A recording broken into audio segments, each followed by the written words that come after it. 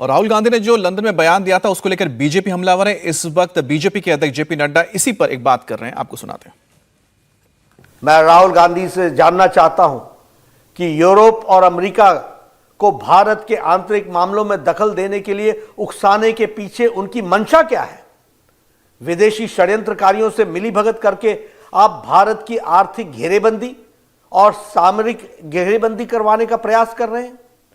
स्वतंत्र भारत के इतिहास में विषम से विषम स्थिति में भी आज तक देश किसी भी बड़े नेता ने विदेश में जाकर के विदेशी ताकतों से भारत सरकार के खिलाफ कार्रवाई करने की आह्वान नहीं किया है।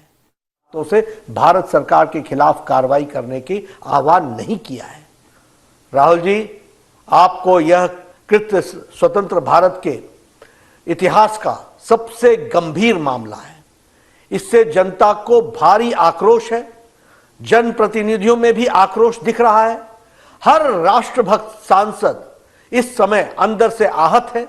राहुल गांधी, आपको देश के खिलाफ इस पाप के लिए देश की जनता से फ्रीडम ऐप से सीखकर क्या आप ताइवान अमरूद की खेती करते हैं? अगर ऐसा है तो आप अपने ताइवान अमरूदों को 1 करोड़ फ्रीडम ऐप के जो ग्राहक हैं उन्हें बिना किसी खर्चे के आप उसे बेच सकते हैं। माफी मांगनी ही होगी।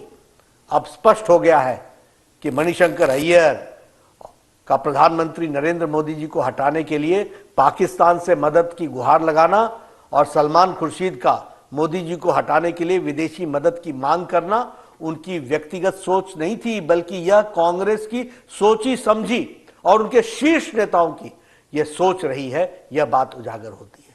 जिस इंग्लैंड ने हमें और हमारे ऊपर वर्षों तक शासन किया, उसी के सरजमीन पर जाकर राहुल गांधी ये कहें स्वयं भारत में विदेशी ताकतों से दखल देने की मांग कर रहे हैं, यह देश का दुर्भाग्य नहीं है तो और क्या है।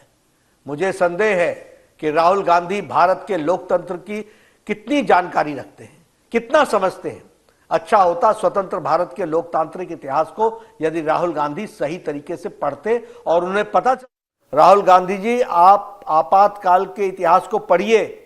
आपकी दादी मां ने, उस समय की भारत की प्रधानमंत्री ने, आपकी कांग्रेस पार्टी की सरकार ने इस देश में 19 महीनों तक आपातकाल लगाकर लगभग 1.5 लाख बेगुनाह लोगों को, राजनीतिक कार्यकर्ताओं को, युवाओं को, वृद्ध को, महिलाओं को, सबको अकारण जेल में डाल दिया था। और वह भी Misa, maintenance of internal security act के तहत और डिफेंस ऑफ इंडियन रूल के तहत, DIR के तहत।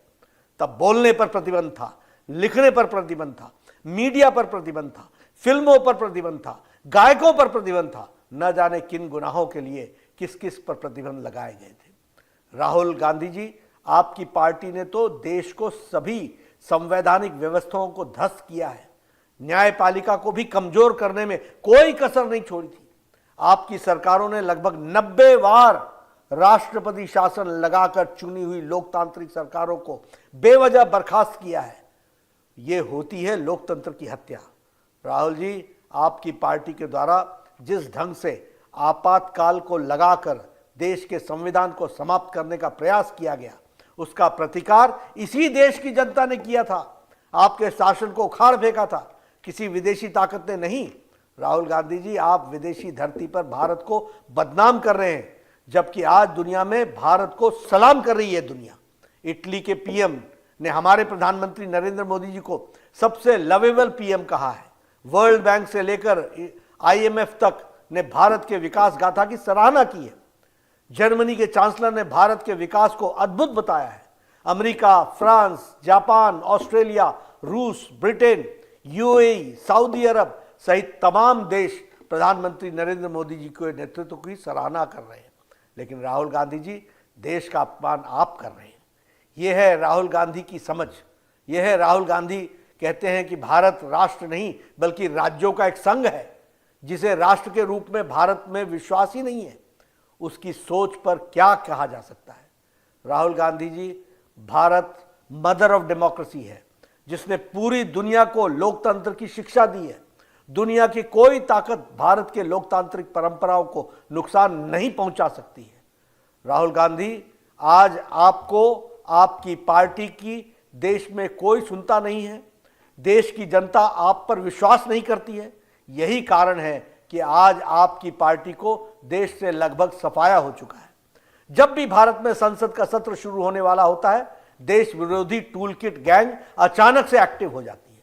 कभी पेगासस की झूठी रिपोर्ट पब्लिश हो जाती है, कभी आंदोलन को भड़काया जाता है, कभी कोई डॉक्यूमेंट्री आ जाती है, कभी कोई विदेशी अखबार की रिपोर्ट को लेकर हंगामा किया जाता है। कहा जाता है कि ताली एक हाथ से नहीं बजती है, मगर मुझे ऐसा लगता है कि यह एक हाथ तो 7 समुद्र पार और दूसरा यहाँ के दोनों मिलकर के ऐसी ताली बजाते हैं, अपने देश को भी बदनाम कर रहे हैं। और मुझे इसमें कोई संकोच नहीं होता कि आखिर भारत विरोधी जॉर्ज सोरस और राहुल गांधी की भाषा एक जैसी क्यों है?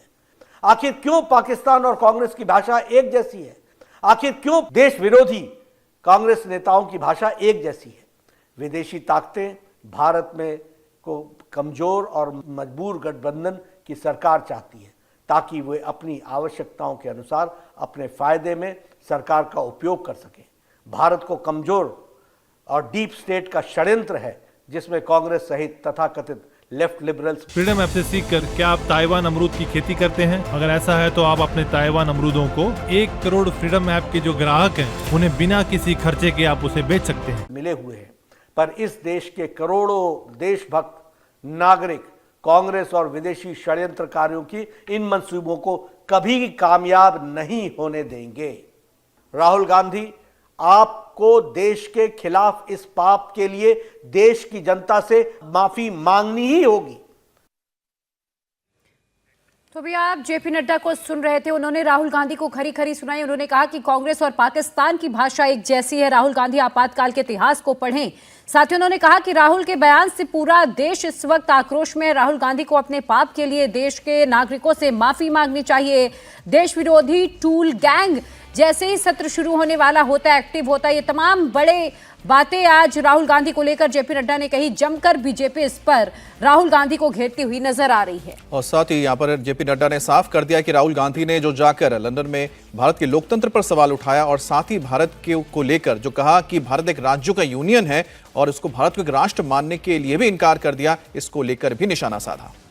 इंडिया टीवी हर वक्त हर जगह डाउनलोड करने के लिए सर्च करें India TV news Google play store या ऐप स्टोर पर।